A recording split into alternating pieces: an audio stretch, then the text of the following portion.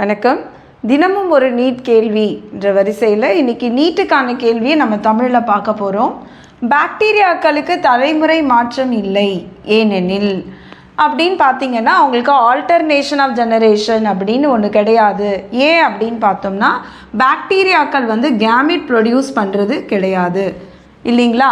அப்போ gamete produce பண்ணாததுனால அவங்களுக்கு அந்த சின்கேமி இல்லது ஃபர்டிலைசேஷன் அந்த மாதிரியான ப்ராசஸ் கிடையாது. அப்புறமா அவங்க இந்த ஒடுக்கர் பிரிவு அதுவும் குறைப்பு பிரிவு அப்படின்னு சொல்லப்படுகிற மியாசிஸும் கிடையாது இல்லைங்களா.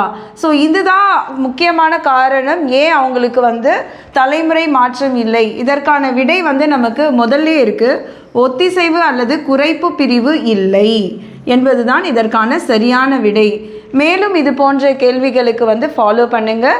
உங்களுக்கான கேள்வி ஏதாவது டவுட் இருந்தால் அதையும் நீங்கள் கமெண்ட்டில் சொன்னீங்கன்னா நம்ம அந்த கேள்வியை விவாதிக்கலாம்.